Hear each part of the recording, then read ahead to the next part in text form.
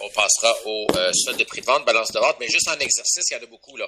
Avant d'arriver au solde de prix de vente, il y a beaucoup d'exercices au niveau de la SCHL, de la souscription, avec ou sans CHL, qui va nous nécessiter quand même un peu de temps de calcul aussi, là. Donc, ça, je vous dis, on va s'arranger jusqu'à la fin du chapitre 3, mais il faut voir évidemment le tout des exercices qui sont reliés à ce qui est précédemment. Donc, on va aller ici, chapitre 3, numéro 11.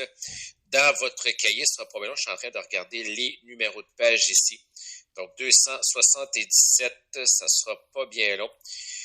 Et plus, évidemment, et plus, ce sera pas bien long. Il faut juste que je trouve la page ici. En fait, des fois, vous nous voyez peut-être chercher un peu les pages comme ça dans le manuel, puis on tourne en rond. C'est juste, en fait, tout simplement que le numéro de la page physique, le numéro en haut à droite, n'est pas le même numéro que la page PDF. Tout simplement, il y a un petit décalage là, de quelques numéros là, dû aux introductions qu'il y a dans le manuel au tout début, les explications du fonctionnement. Donc, des fois, comme exemple, là, j'étais à la page 286. Et donc, bref, c'est pour ça que des fois, on se promène comme ça ici à chercher. C'est tout simplement qu'on n'a pas le même numéro identique entre les deux. Donc, numéro 11 ici directement, il n'y avait pas de CHL. Après ça, je vous demanderai comment ça a été. Donc, on avait deux choix.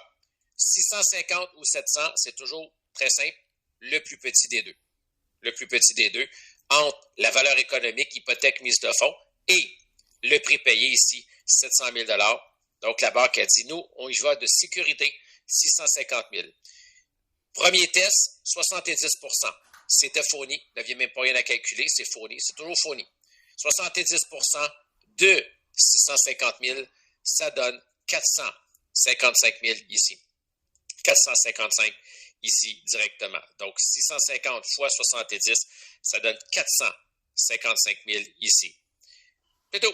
Premier test est terminé. C'est pas plus compliqué que ça. Deuxième test, un peu plus complexe par contre. Donc, calculer le ratio de sécurité. Donc, qu'est-ce qu'on a? 45 000 revenus nets sur, normalement, ça serait le SAD, service annuel de la dette. Mais là, le SAD, c'est notre inconnu. Fait ce qu'on fait, on les inverse de place. C'est-à-dire qu'on prend le ratio de sécurité de la formule, on l'envoie en dessous, et à gauche ou à droite, ça dépend comment vous faites votre formule, de l'autre côté, vous envoyez le SAD. Donc, en réalité, ce que vous voyez ici, c'est la réponse. OK? C'est peut-être pas trop clair, là, mais ça ici, c'est la réponse qu'on cherchait. C'est-à-dire 45 000 divisé par 1,40, 32 000 de service annuel de la dette. Le tout étant divisé par 12, donnant le paiement de 2678,57.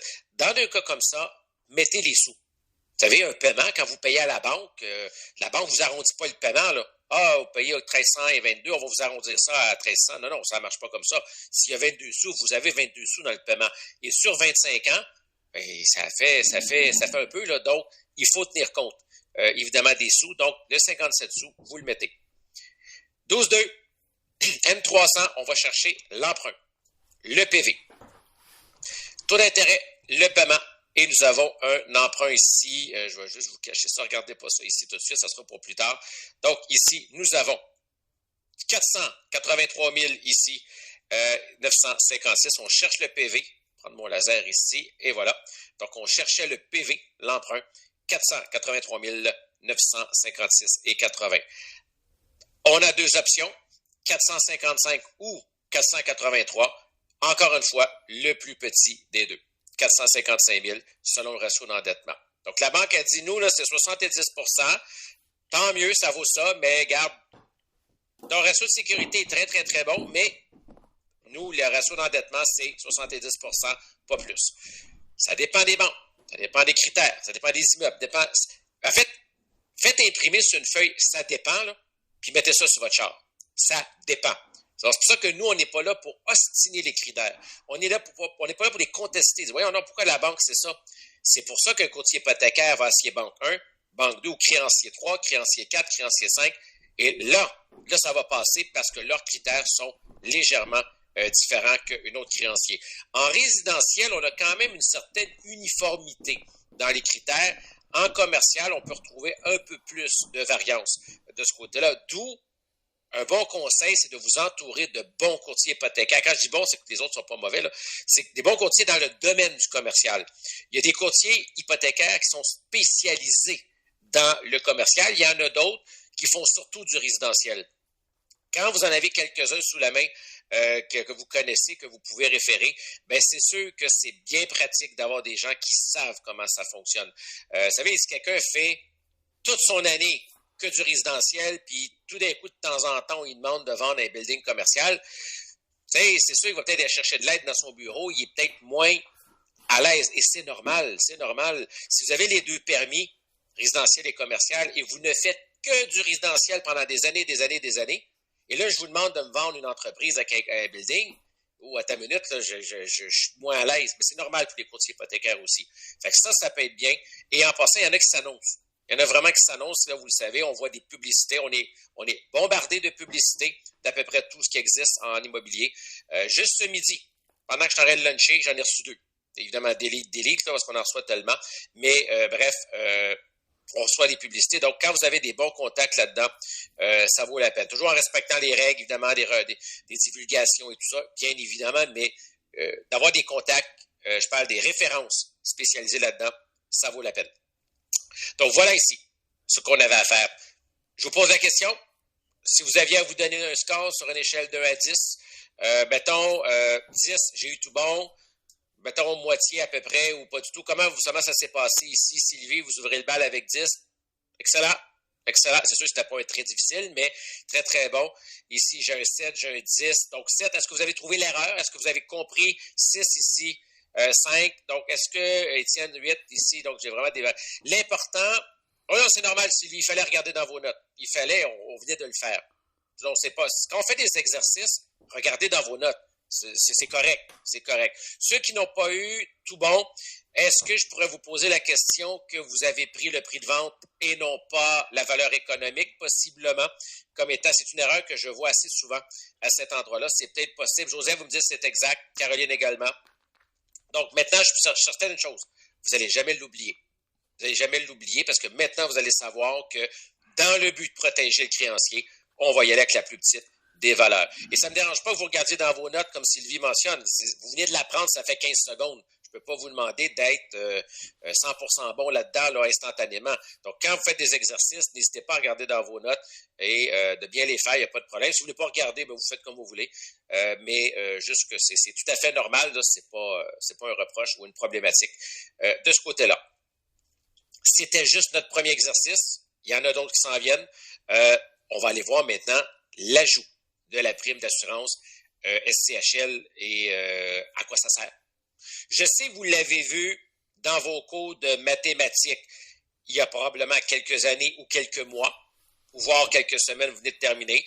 Revenons un peu sur la SCHL, le rôle de l'assurance hypothécaire.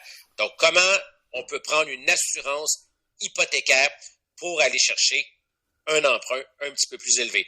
Même principe identique qu'en résidentiel. C'est le même principe de base.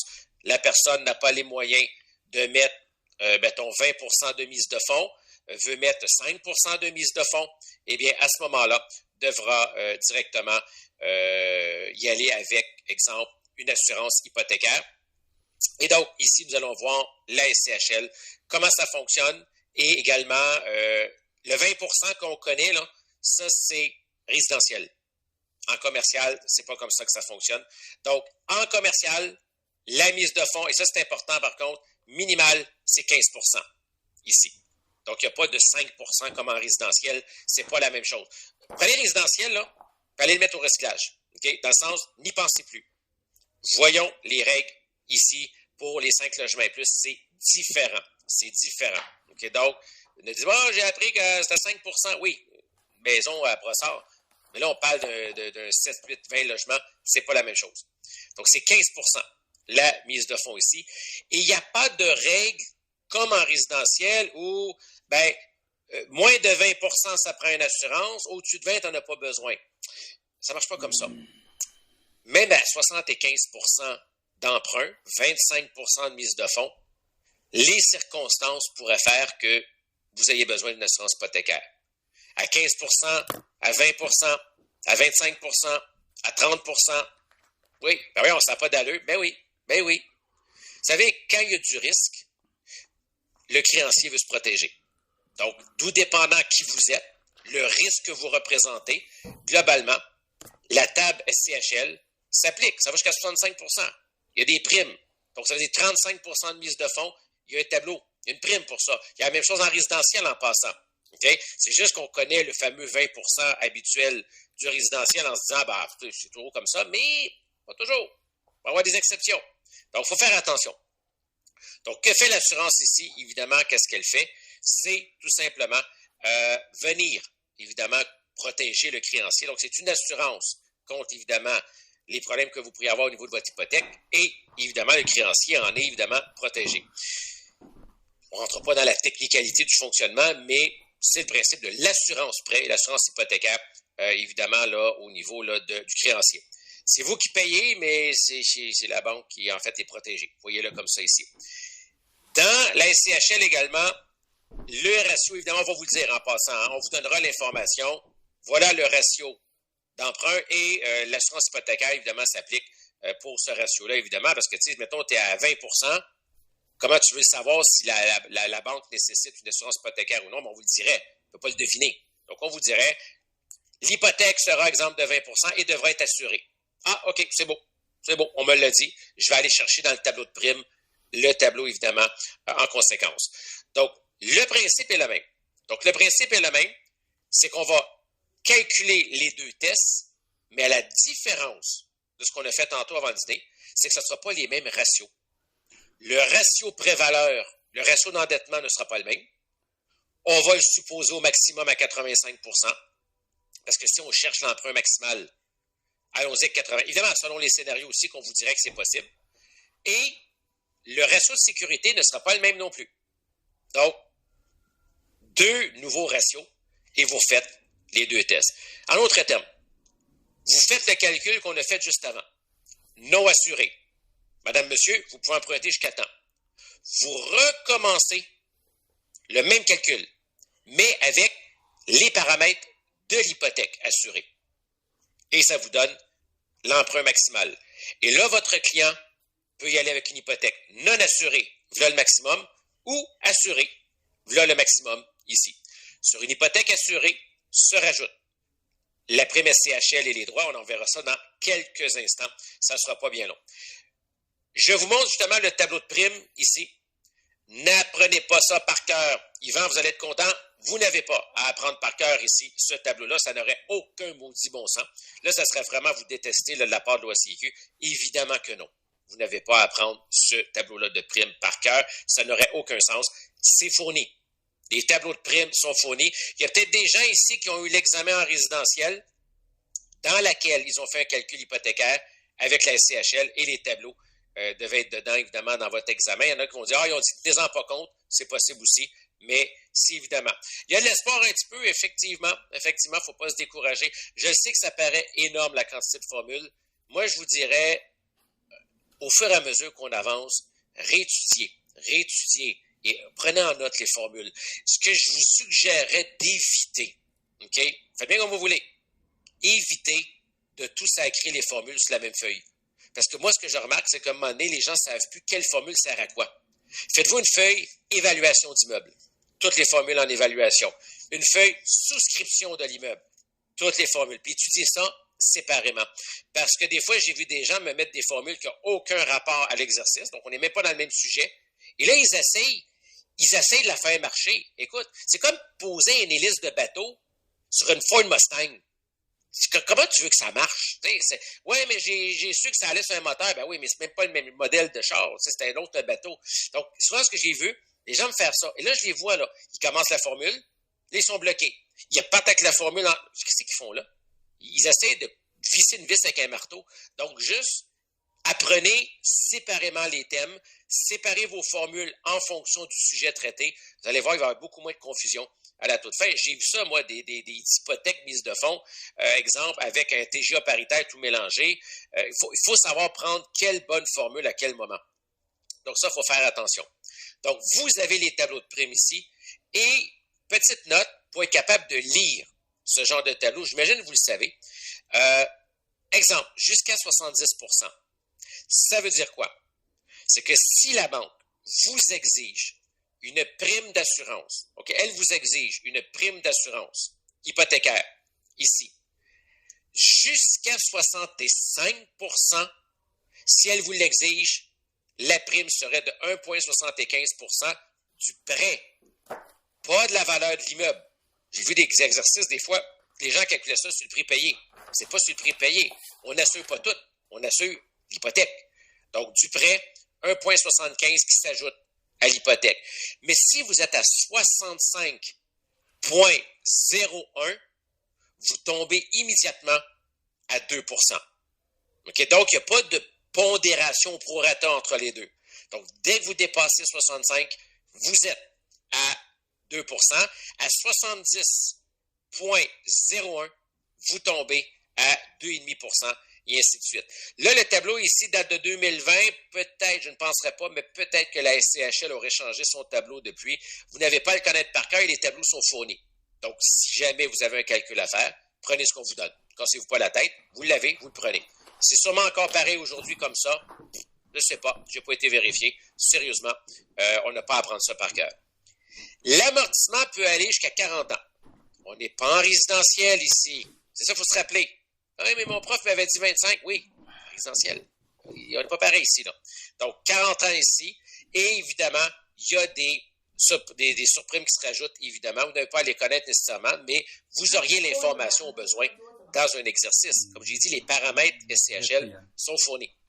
Donc, on n'a pas besoin de tout connaître ces détails-là par cœur. Et même vous demanderiez ça à un courtier hypothécaire, peut-être qu'il irait voir dans son tableau, c'est quoi le tableau de prime. Vous savez, on n'a pas à savoir ce genre. Le courtier compétent n'a pas à connaître ça par cœur. Le courtier compétent, il sait comment calculer, mais il n'a pas besoin de connaître par cœur tous ces détails-là. Et comme si ce n'était pas assez cher, eh bien, la SCHL a ce qu'on appelle des droits de souscription. OK? Qu'on pourrait donner comme nom synonyme peut-être à des droits d'ouverture de dossier, des droits de dossier, des frais supplémentaires, autres frais. Et ça coûte par logement. Donc, s'il y a 10 logements, eh bien, le frais, c'est 150 $ par logement pour les 100 premiers logements. Et ensuite, on est un peu comme chez Costco, c'est 100 $ pour les logements suivants. Donc, si c'est un 10 logements, bien, c'est 150 $ fois 10 qui se rajoute carrément au niveau des frais. Le minimum, c'est 600 par demande et le maximum, c'est 50 000. Constat rendu là, vous avez fait votre part. Donc, voilà ici comment ça fonctionne.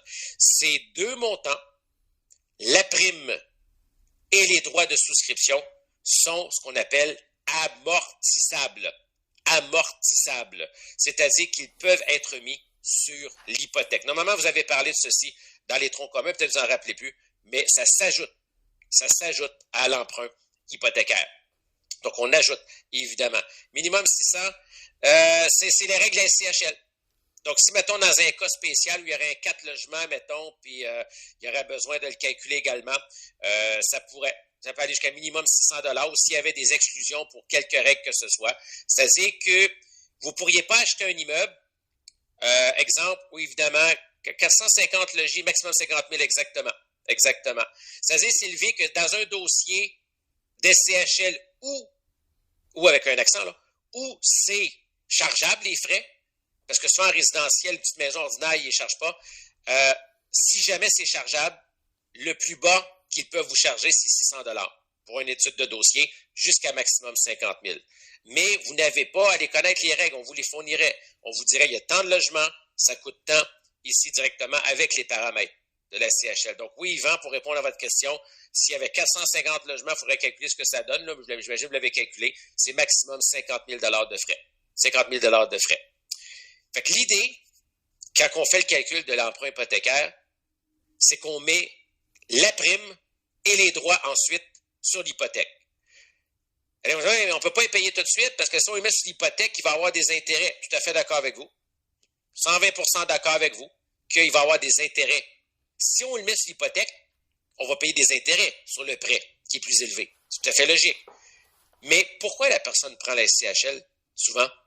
C'est parce que la personne veut réduire sa mise de fonds ou n'a pas la mise de fonds nécessaire. Donc, la logique veut qu'on mette au maximum sur l'emprunt et le minimum en mise de fonds. Vous verrez au chapitre 5 que moins tu mets de mise de fonds, plus ta rentabilité peut augmenter.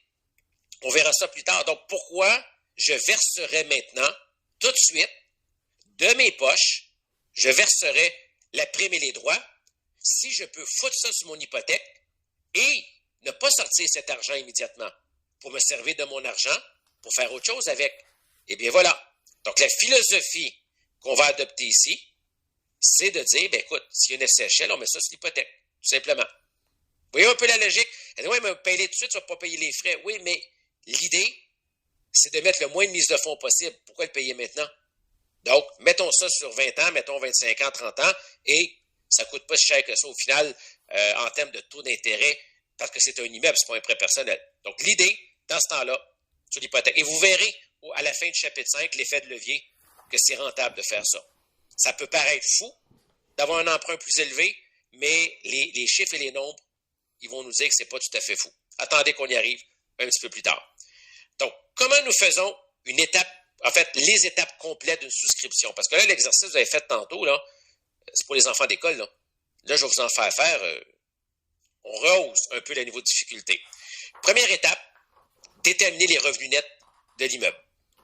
Donc, ça, c'est les bruts potentiels, inoccupation, mauvaise créance. Vous voyez ce qu'on a vu au chapitre 2? On va le refaire. Donc, voyons un petit exemple ici pour faire une démonstration. Une petite démo d'une souscription complète. Et après ça, évidemment, c'est vous qui allez le faire. 7% inoccupation, 1,5% mauvaise créance. Parfait. Nous avons les taxes, nous avons le chauffage, assurance, entretien, concierge, frais de gestion, 5% du brut effectif. N'oubliez pas de faire le calcul. 5% du montant du revenu brut effectif est considéré comme une dépense de gestion. OK, parfait. Il faut déterminer les revenus nets. Bon. Donc, partons ici de notre immeuble ici directement. Donc, on a 40 logements. Évidemment, les infos, on vous les donne au fur et à mesure. Un petit exemple ici, c'était notre 80 logements. Ils sont ici en fait. Ils sont ici en fait, c'est ça, je vais reculer en arrière pour aller les voir. J'ai 40 logements 4,5, 40 logements 5,5. 577,50, 675. Oui, je sais, c'est des petits montants par rapport au loyer d'aujourd'hui. Aujourd'hui, à 675, c'est une cabane à oiseaux. OK? Il faut que tu le partages avec le G bleu. Donc, bref, je le sais. Mais pour les fins du calcul, la logique est la même. Calculons le brut potentiel. Donc, j'ai 40 logements de ce loyer-là. Évidemment, c'est pour les fins de calcul qu'on a fait ça plus simple. 40 logements de 5,5. Total brut, ici, évidemment, potentiel annuel, 601 200. Et bien voilà. Donc, l'immeuble rapporte 601 200 ici. Donc, première étape, calculer tous les revenus pour aller vers le revenu net. On va avoir besoin du revenu net. Donc, première étape, c'est ceci, calculer tous les revenus. On va retirer inoccupation et mauvaise créance. Donc, nous avons 7 et 1,5. Données fournies par l'industrie.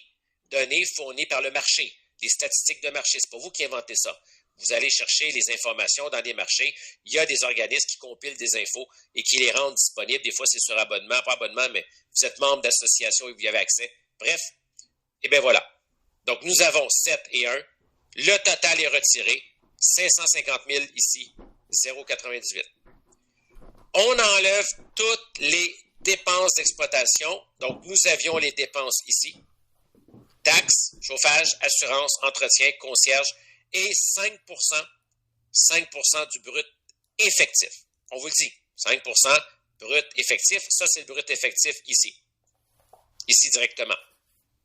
Donc, total des dépenses, vous pourriez, ça vous tente plus tard de le calculer, mais voilà la valeur ici. 230 505, c'est-à-dire toutes les dépenses et 5% du brut effectif. À l'examen de l'OACQ, c'est exactement ce qu'ils ont demandé.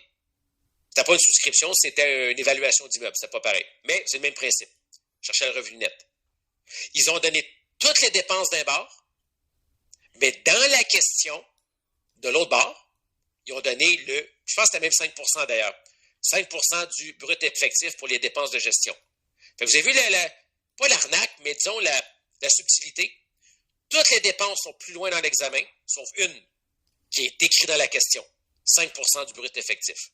Fait que si tu l'oubliais, ton calcul n'était pas bon. Évidemment, Est-ce qu'il vous coulait là-dessus? Je ne sais pas. Mais vous voyez un peu la nuance ici. Prenez le temps de bien observer votre examen. Les infos peuvent être dispersées. J'enlève les dépenses, ça me donne le revenu net.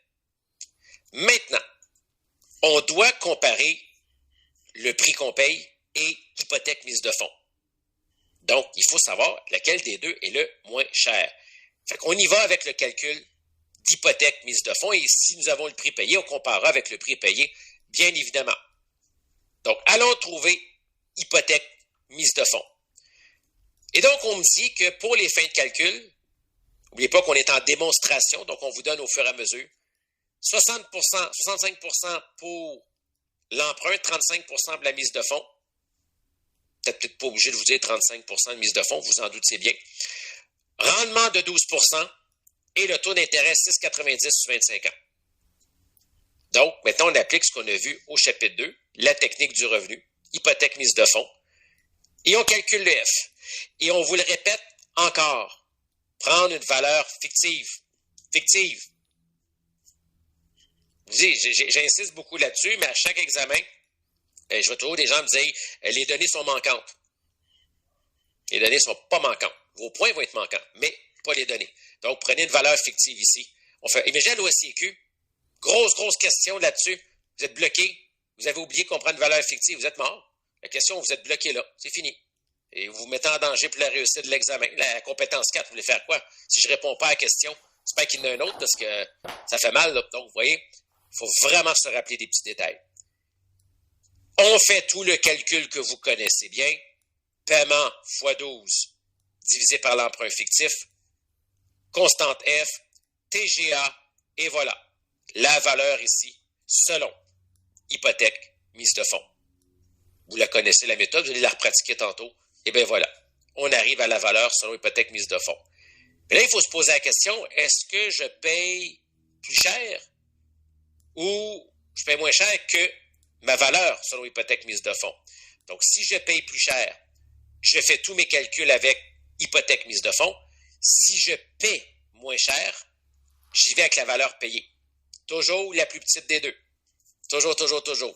Donc ici, on vous donne simplement le prix de la promesse d'achat qui est à 3,7. Alors, on va y aller avec 3 323 841 qui est la plus petite des deux valeurs. La banque, elle se protège. Les créanciers veulent toujours jouer de sécurité. Donc, la plus petite. Maintenant, là, on a une valeur pour partir. On a vu qu'il y a deux tests pour la souscription. Ratio d'endettement, ratio de sécurité. On y va. Allons-y avec cette valeur-là, 3 323 841. Donc, on y va. Et on calcule les deux ratios sur, évidemment, cette possibilité. Donc, la banque exige 65% pour l'hypothèque conventionnelle. Conventionnelle, c'est sans assurance hypothécaire. En passant, ils ont demandé cette question à l'examen de l'OSCQ. Expliquez la différence entre un prêt conventionnel et un prêt assuré. Pas compliqué comme question, là. Vous avez vu ça en mathématiques, on en reparle en ce moment. Expliquez qu'est-ce qu'un prêt conventionnel et un prêt assuré. Donc, ça n'a pas besoin d'être des questions complexes à l'OSCQ, mais il faut le savoir.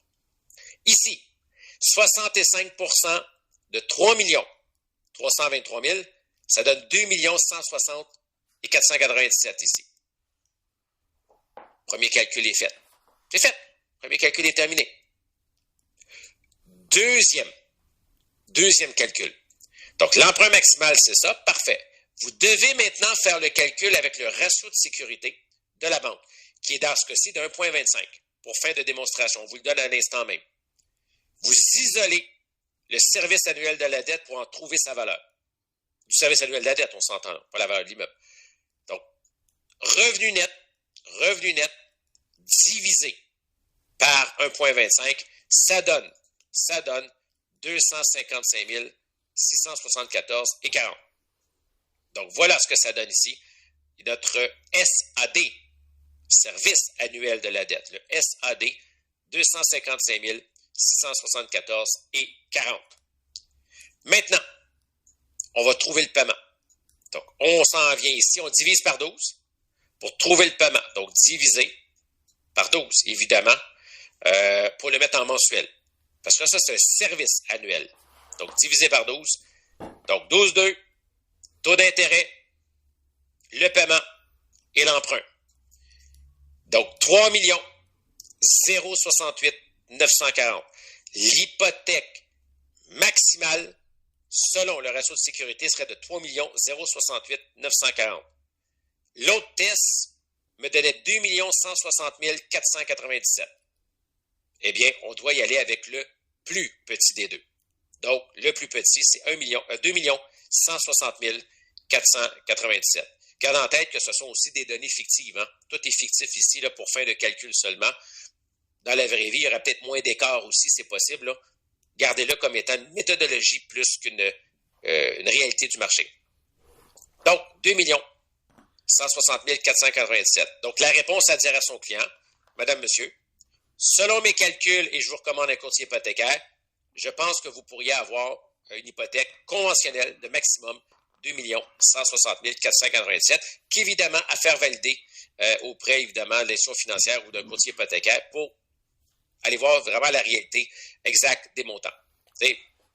On n'est pas des experts, mais il faut quand même donner une idée en vertu évidemment des paramètres que nous avons. Si la personne a un mauvais crédit, a fait faillite 14-15 fois, t'as beau acheter l'immeuble le plus beau au monde en or massif, ils vont dire non. Là. Ils vont dire, écoute, malheureusement, tu n'as pas un bon historique. C'est pour ça qu'on est toujours sous réserve. Maintenant, l'hypothèque assurée. Donc, l'hypothèque assurée, ce qu'on va faire ici, donc en théorie, ça veut dire qu'il doit devoir mettre... Oui, Joseph, exactement. Vous avez tout compris, c'est en plein ça. Exactement. C'est exactement cette approche-là. Donc, à cause du ratio de financement qui est très sévère au niveau de la banque, ben, ça veut dire 30% de mise de fonds, s'il veut du conventionnel, il va être coincé effectivement à mettre 1,5 million. Parce que la banque, pour elle, c'est pas un immeuble qui vaut 3,7. La banque, pour elle, c'est un immeuble qui vaut 3 323 000, je pense, quelque chose comme ça. 3 323 000. Donc, il y a 400 000 de différence entre le prix que le client paye et la banque. Donc, voilà pourquoi votre mise de fonds que vous mentionnez, elle est très élevée. Mais quand vous y pensez bien, c'est comme ça que ça se passe dans la vie aussi en résidentiel. C'est pareil. Une maison de 500 000, vous l'achetez 700. La banque, elle l'évalue à 512. Elle va vous prêter sur 512. Elle ne va pas prêter sur le gros montant de fou que vous avez payé. Ça ne marche pas comme ça.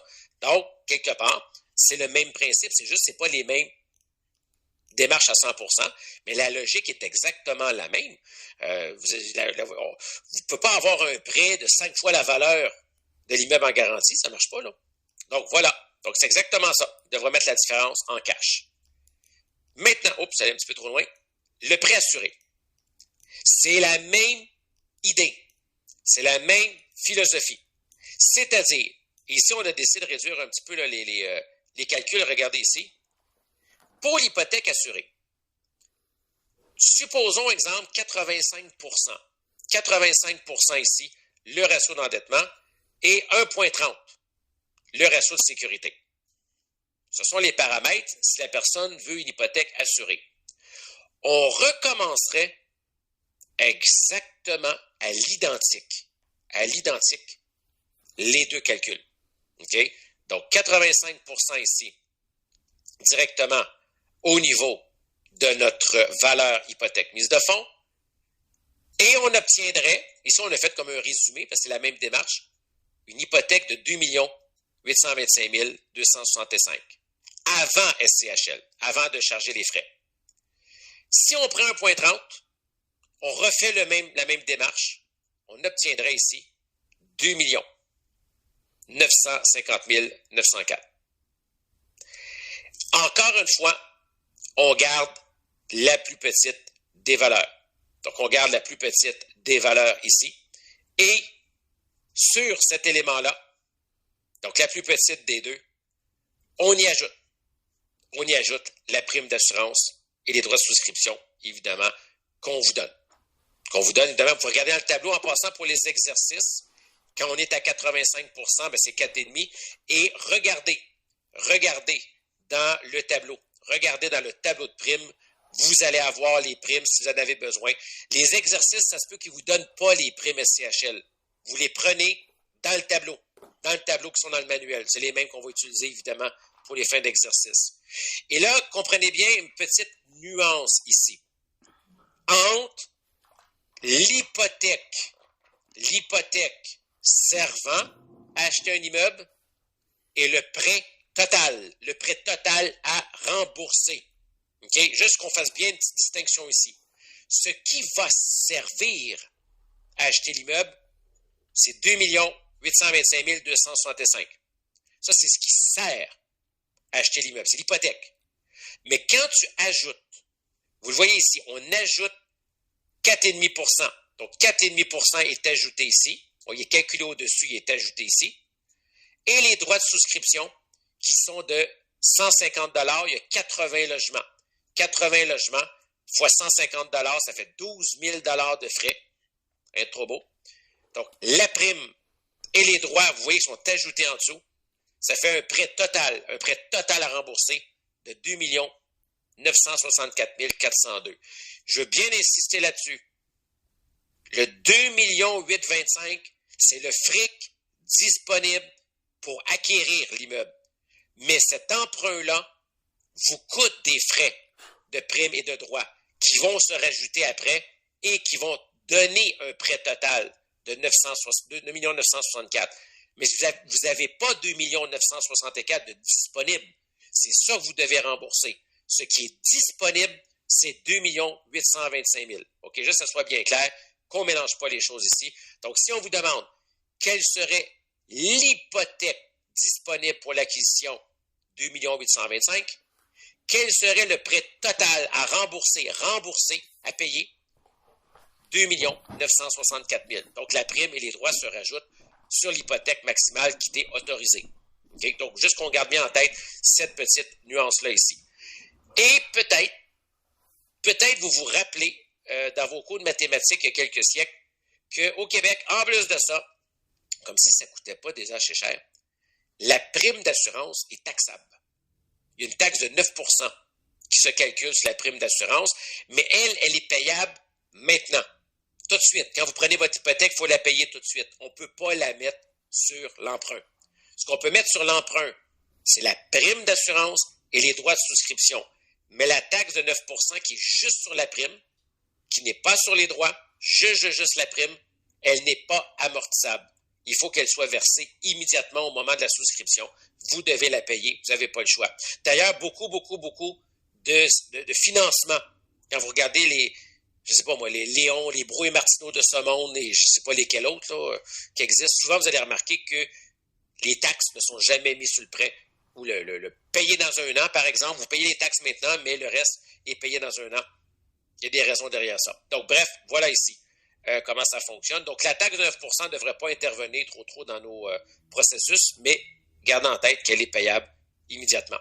Donc, pour résumer ici le choix, c'est pas compliqué. Et on va faire un exercice immédiatement après. Première étape, calculer le revenu net à partir du brut. Première étape. Deuxième étape, vous faites hypothèque mise de fonds. Pour le comparer, si jamais c'est le cas, avec le prix payé. Donc, revenu net, ensuite hypothèque mise de fonds. Pour trouver la valeur économique de l'immeuble. Et vous comparez. C'est le prix qui est moins cher ou c'est la valeur économique qui est moins chère. Vous gardez le plus petit. À partir du plus petit, vous faites les deux tests non assurés. Endettement et sécurité. Et vous retenez l'hypothèque la plus petite. Vous voyez un peu le processus. Revenu net, valeur selon hypothèque mise de fonds. Je compare entre les deux le prix payé et hypothèque mise de fonds. Le moins cher des deux, le moins élevé des deux. Je fais mes deux tests non assurés. J'obtiens une hypothèque possible. Je refais les deux tests, qui sont identiques d'ailleurs, avec les paramètres de l'hypothèque assurée. Je retiens, encore une fois, l'hypothèque la plus petite. Et sur cette hypothèque, si je cherche le montant total à rembourser, j'ajoute la prime et les droits de souscription qui seront souvent à 85%. Des fois, on va même vous l'imposer, la prime. Okay? On va vous dire, prenez ça. Parce qu'en réalité, on veut le maximum. On veut le maximum. C'est sûr qu'après ça, si le client décidait d'ajouter plus de mise de fonds puis le prix changeait, ça se peut que la prime change. Ça se peut. Vous savez, des fois, on va négocier, puis on va changer des choses, puis bon, vas-y au max. Puis après ça, au pire, on verra. Si jamais des choses changeaient, bien, tant mieux pour lui s'il paye moins cher. Mais ça ne pourra pas dépasser, évidemment, 85%. Donc, voilà comment on fait. Puis à la toute fin, voilà ce qu'on fait ici. Madame, monsieur, si vous prenez une hypothèque conventionnelle, voilà qu'est-ce que vous pourriez peut-être emprunter. Si vous prenez une hypothèque assurée, voilà ce que vous pourriez emprunter et voilà ce que ça vous donne, primes et droits inclus, que vous auriez à rembourser. Et donc, vous pouvez avoir tant et c'est ça que vous allez avoir remboursé parce que la prime s'étend et les droits s'étendent sur une hypothèque assurée. Et à la fin, on recommande le courtier hypothécaire. Et c'est le client qui choisit, évidemment, qu'est-ce qui va entre les deux. Comme quand vous faisiez ABD, ATD. Rappelez-vous ABD, ATD. Donc, on calculait l'ABD, on calculait l'ATD. On gardait le plus petit. Du plus petit, on trouvait l'hypothèque. Sur l'hypothèque, bien, s'il y avait une assurance hypothécaire, on rajoutait, évidemment, dans le calcul, bien, on faisait la déduction avec tout le processus et le CHL était tenu compte pour savoir l'hypothèque, finalement, qui était permis à CHL, évidemment, avec ou sans. On faisait le même processus en mathématiques. C'est la même chose. La même logique, en réalité, pour comparer les deux. On va aller faire un petit moyen exercice. On va augmenter un peu le niveau de difficulté ici. On va aller dans votre manuel de classe. Je vais vous dire lequel, ça ne sera pas bien long, juste que je vais mettre la main dessus. On a fait ensemble... qu'est-ce qu'on a fait tantôt comme numéro ici? Vous allez me faire... On a fait numéro 11 ensemble. On va aller en faire un autre. C'est bon, je le cherche ici. Est-ce qu'on peut faire celui-là ici? On va faire l'étude de cas numéro 1. Oui, l'étude de cas numéro 1. C'est sûr qu'on n'a rien qui nous manque. Non, on peut le faire. Étude de cas numéro 1. Là, c'est un exercice un peu plus intense, disons. C'est normal, il faut qu'on augmente le niveau de difficulté, mais la grande base d'hypothèque, mise de fonds et compagnie, vous l'avez déjà vu. Donc, il y a bien des choses que vous allez reconnaître qu'on a déjà fait. Donc, cahier d'exercice, ça serait la page 83. Ce sera pas long, je suis en train de tourner les pages ici. Donc, 83, on va le regarder ensemble. Je vais vous, comme on dit en bon québécois, vous starter. Ça peut vous démarrer, vous aider à partir. Et on va regarder ça ensemble. Normalement, à mon avis, on va finir avec ça aujourd'hui. Il y aura d'autres exercices au prochain cours. Je vais les garder les autres pour le prochain cours. Comme ça nous fait passer une semaine et on a la tête, évidemment, le temps de se reposer, de continuer à assimiler la matière. Donc, on a ici M. Balthazar ici, page 83, acquérir un nouvel immeuble, fantastique. 24 logements. 24 logements. Les paramètres au niveau des loyers.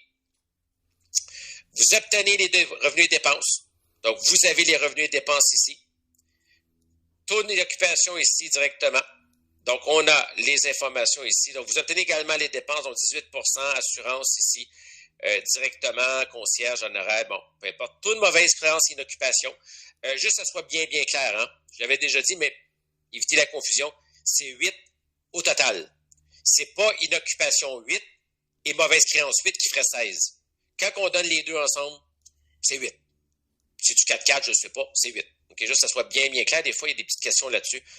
L'hypothèque sur 19 ans, terme de 5 ans, 7%. Rendement courant exigé de 12%. Et le ratio d'emprunt pour hypothèque mise de fonds, 60%. Donc, question, évidemment, les primes sont ici. Vous avez les droits ici. Les deux, on vous les donne. Bon. Estimer la valeur en utilisant hypothèque mise de fonds. Et évidemment, pour faire l'analyse principale. Et ensuite, il y a de la place pour écrire ici, donne-moi un petit instant. Et ensuite, vous proposez à votre client d'établir une estimation du prêt hypothécaire. Donc, si c'est non assuré, c'est 60, 1,30. Si c'est assuré, 85, 1,40. Ce ne sont que des données pour fin de calcul seulement. OK? Ça ne va pas dire que ça représente la réalité. C'est peut-être moins dans la vraie vie. Pas grave. Juste pour fin de calcul, simplement. Établissez l'estimation du prêt selon les deux types de prêts. Okay, donc, le prêt conventionnel combien et le prêt assuré combien. Et ça s'arrête là.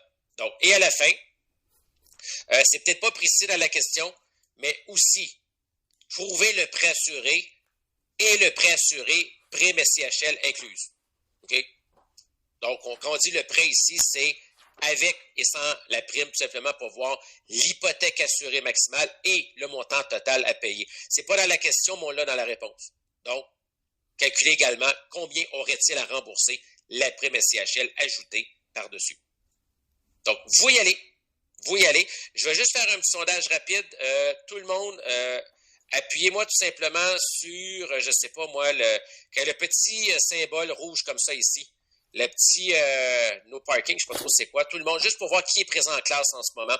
C'est juste pour voir s'il manque bien du monde pour faire l'exercice, parce que pour les pouces, j'aimerais le savoir tout simplement.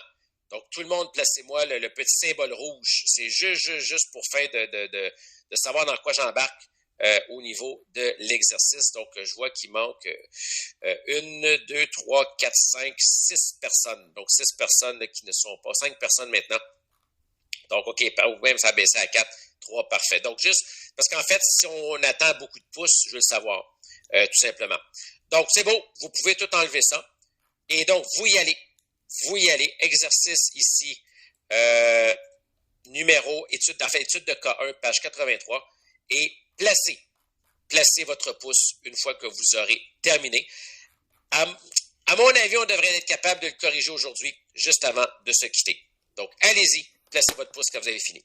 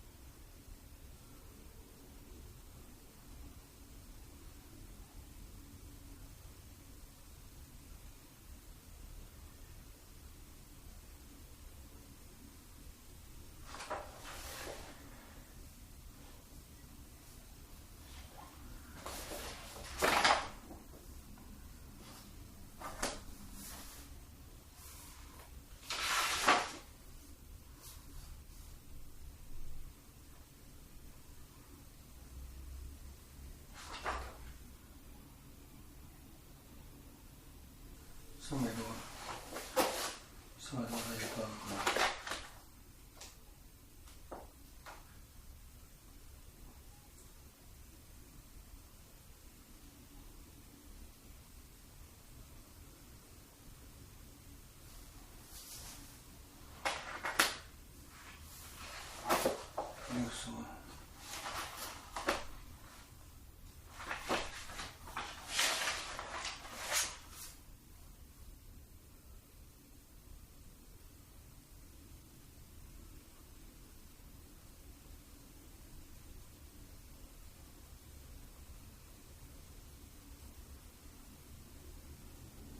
60万。15万变成1.776是不可能的。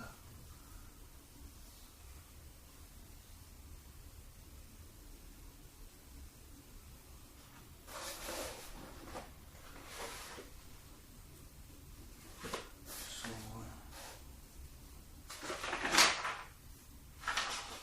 36。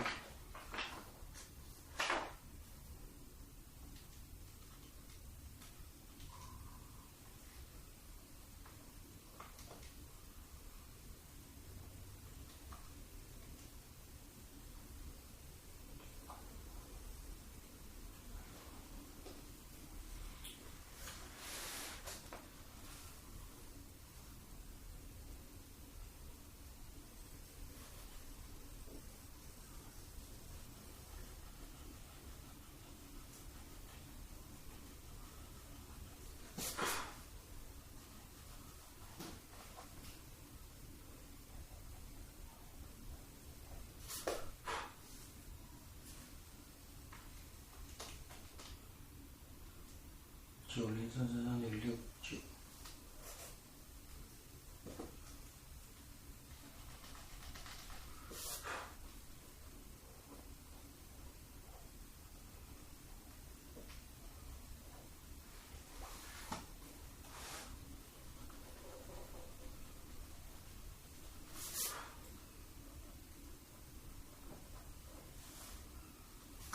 9033.7。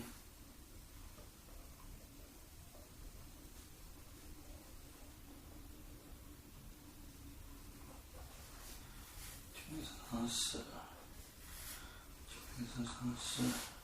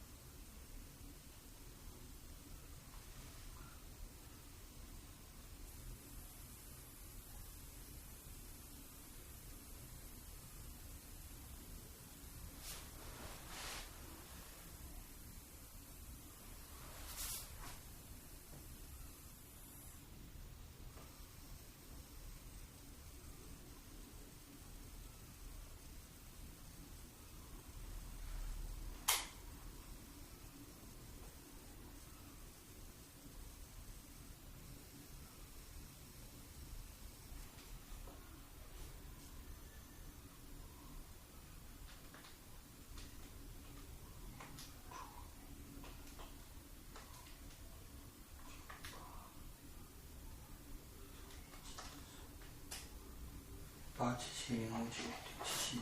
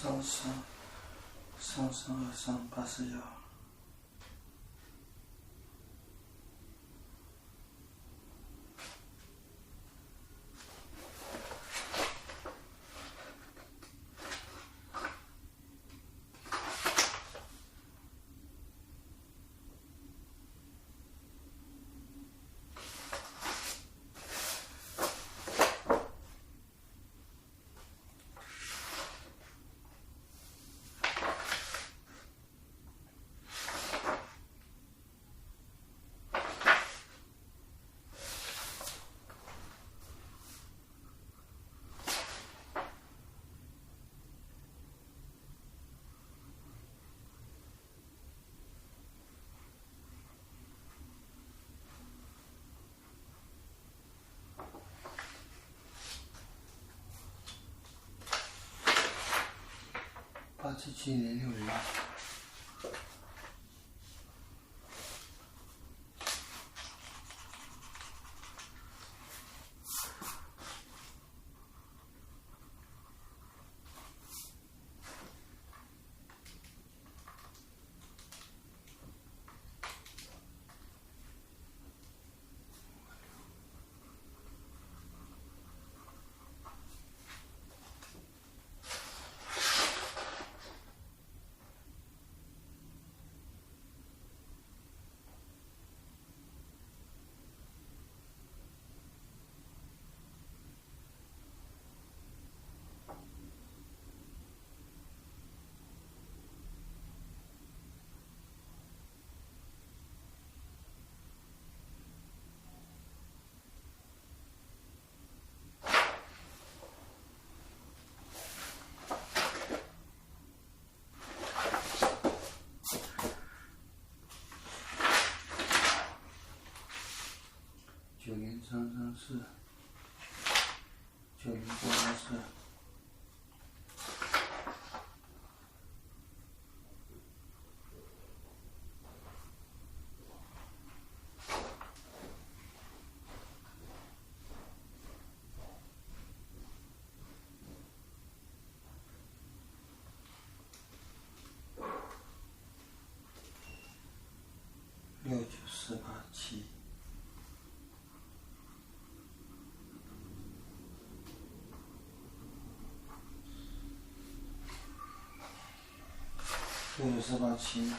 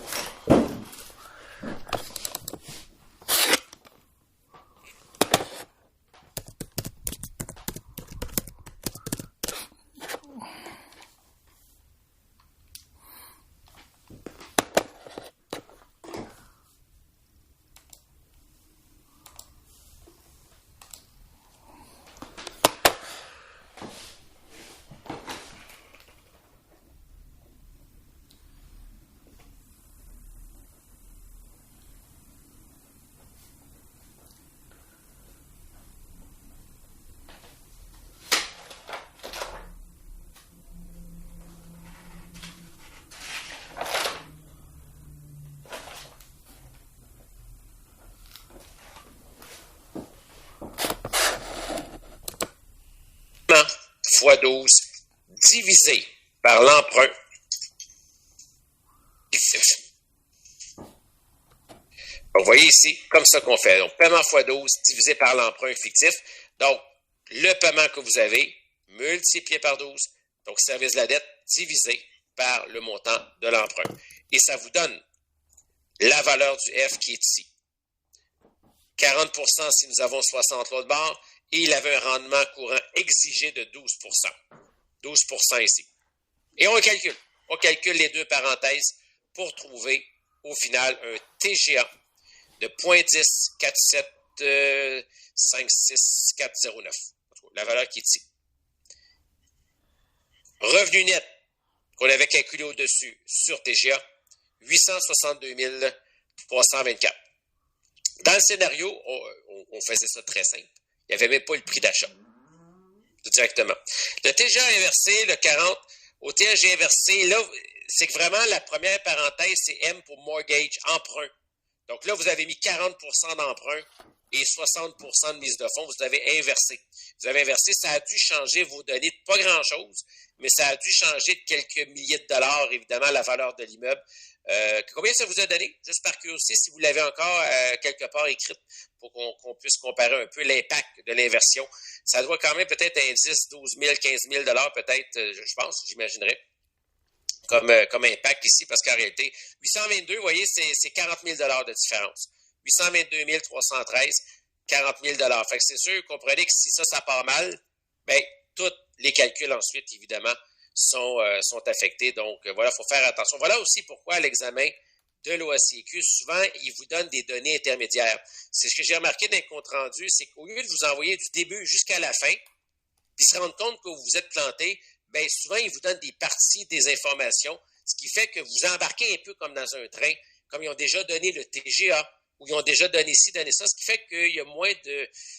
Globalement, l'ensemble risque d'erreur qui va peut-être être problématique. Donc, voilà ici, mais il faut faire évidemment attention. M pour mortgage fois la constante hypothécaire. Un petit truc pour vous en rappeler.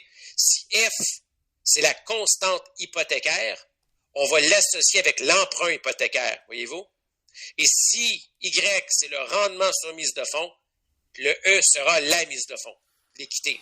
Donc, bref, c'est un truc également pour s'en rappeler. D'ailleurs, c'est la logique derrière tout le processus.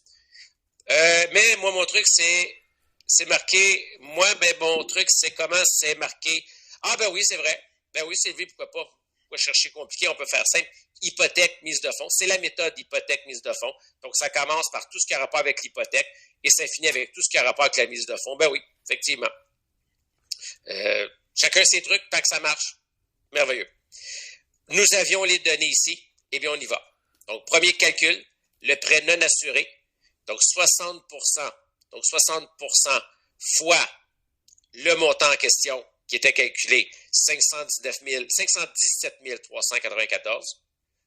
Ça s'arrête là, le calcul. C'est tout pour le ratio d'endettement.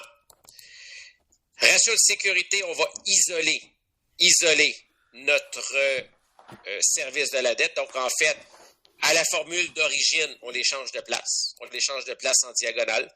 Donc, revenu net, au lieu d'être sur service de la dette, ça va être sur le ratio. Et notre découverte, en réalité, ce qu'on découvre, c'est celui-ci. 69 487 et 69. Ça, c'est l'information. L'information, évidemment, qu'on vient d'obtenir, que l'on va diviser par 12 pour établir le paiement, le PMT. Et ensuite, ligne financière pour trouver l'emprunt, parce qu'on a le taux d'intérêt, on a l'amortissement, on a le paiement, on cherche l'emprunt. Évidemment, le FV étant 0, c'est la quatrième donnée, évidemment, qui est implicite et qu'on connaît. Emprunt possible, 734 589 ici. Donc, avec un paiement, on trouve un emprunt. Et on y va toujours avec le plus petit des deux. Donc, le plus petit entre 517 ou 734, mais c'est logique, évidemment, que le plus petit, c'est 517 394. On vient de déterminer l'hypothèque conventionnelle la plus élevée possible, selon les deux critères.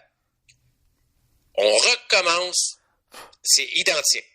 Identique, le même calcul avec les paramètres assurés. Donc, les paramètres assurés, c'est 85% et 1,40 ici. Donc, 85% et 1,40 ici. Et donc, nous avons 732 000 ici directement. Donc, 732 975. Donc, 732 975. Ou alors, 90 000 divisé par 1,40 ici, ça donne 64 000 divisé par 12. Ça donne le paiement ici. Moi, j'avais comme réflexe de l'ajouter le pourcentage d'assurance dans mes montants, mais non, pas tout de suite. C'est à la fin seulement. L'hypothèque SCHL s'ajoute à la fin seulement. Toujours à la fin seulement, directement. Un peu comme en résidentiel, je vous donne un exemple extrêmement simple. Quelqu'un vous dit, je veux acheter une maison avec 95% d'emprunt, 5% de mise de fonds. Bien, qu'est-ce qui va arriver? Vous allez calculer l'hypothèque. Donc, mettons une maison de 100 000, 95 000 d'hypothèque, plus SCHL par-dessus ça. Donc, c'est le même principe ici directement. Nous faisons, encore une fois, le calcul ici.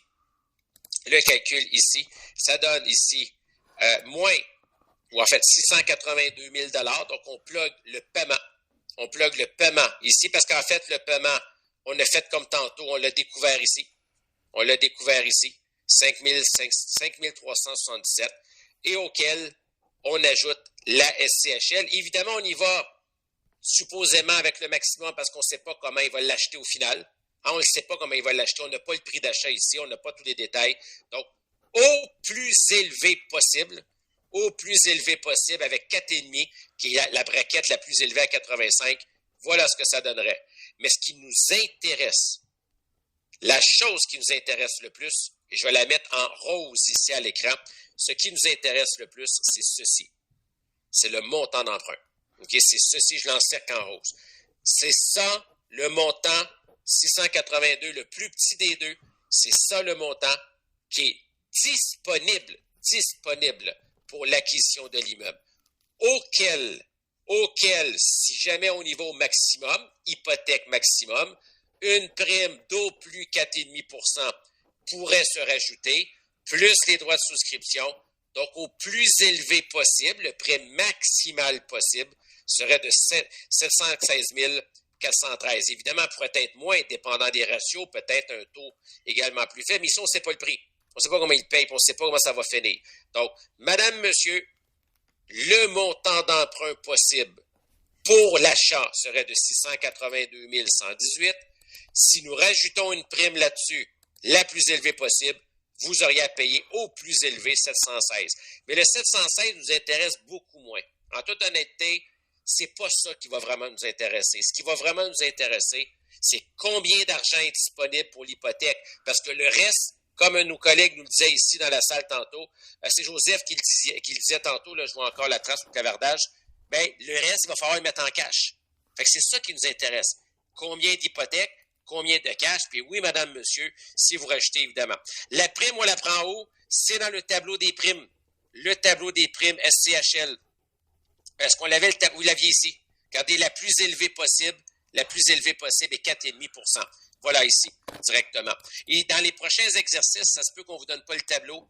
Vous avez oublié ça, c'est pas grave, c'est la première fois qu'on le faisait aussi. Stressez pas avec ça. Dans les prochains exercices, ça se peut qu'on vous dise, allez voir dans le tableau, dans le manuel de classe, tout simplement. Ou à moins qu'on vous donne directement. directement la prime dans le ça. Mais encore là, comme je dis, ce qui nous intéresse vraiment, vraiment, où on le prend le 150, où est-ce qu'on prend le 150 de bien? Regardez ici. Regardez ici, on l'avait vu tantôt. Regardez juste ici, 150 $ par logement dans l'énoncé. 150 $ par logement ici, directement. Donc voilà, où ce qu'on prenait ici, évidemment. Ou sinon, vous le prenez dans le tableau, dans le manuel, c'est le coût par logement. Le coût par logement, c'est 150 $ ici pour les 100 premiers logements et ensuite, c'est 100 $ pour les autres logements. On va s'arrêter ici. On va s'arrêter ici pour les présences. Tout le monde, placez-moi votre pouce. Je vais juste prendre les présences. Je vais faire ça rapidement. Je vais prendre une petite photo cellulaire, puis comme ça, vous pourrez quitter tout de suite, puis je vais les rentrer ensuite. Je ne vous retarderai pas. Je sais qu'il est très, très tard, les gens quittent. Donc, ça ne sera pas bien long. Je vais juste prendre ça ici. Et voilà, c'est fait. Sylvie, j'ai vu que vous étiez là, donc c'est pas grave, même si vous ne l'avez pas encore placé. Vous venez d'écrire, il n'y a pas de problème. Donc, là-dessus, prochain cours, on va continuer et on va refaire encore un exercice par rapport à ceci. C'est pas terminé, ce sujet-là. Il y a encore des exercices qu'on va faire là-dessus, évidemment. On va parler des balances de vente. On va finir notre chapitre 3. Donc, revenir en exercice là-dessus. Faire d'autres exercices sur des calculs, sur les balances de vente et aller mettre son nez tranquillement, pas vite, dans la matière sur la fiscalité. Voilà ce que je voulais dire sur la fiscalité au chapitre 4. D'ici là, moi, ce que je vous suggère, vraiment, là, relisez le manuel, reprenez la portion des exercices, cachez vos réponses, puis refaites une souscription, refaites un TGA, refaites les MRB, MRN et tout ce qu'on a vu jusqu'à maintenant. Si vous en refaites une ou deux fois par semaine sans arrêt comme ça, à un moment donné, on développe le réflexe, la méthodologie et on devient plus à l'aise. Là, on a vu aujourd'hui l'hypothèque. Peut-être gardez-vous quelques jours de rien. Puis dans quelques jours, refaites l'exercice carrément. Allez-y. Allez-y directement et voyez qu'est-ce que vous avez comme réponse. Refaites une hypothèque mise de fonds. La compréhension et la facilité viennent par la pratique. Il y en aura d'autres qui s'en viendront au prochain cours, mais d'ici là, lecture et exercice, ça peut valoir la peine. Là-dessus, bon après-midi. On se retrouve à notre prochain cours et on continue notre cours sur la finance commerciale. Bye bye tout le monde.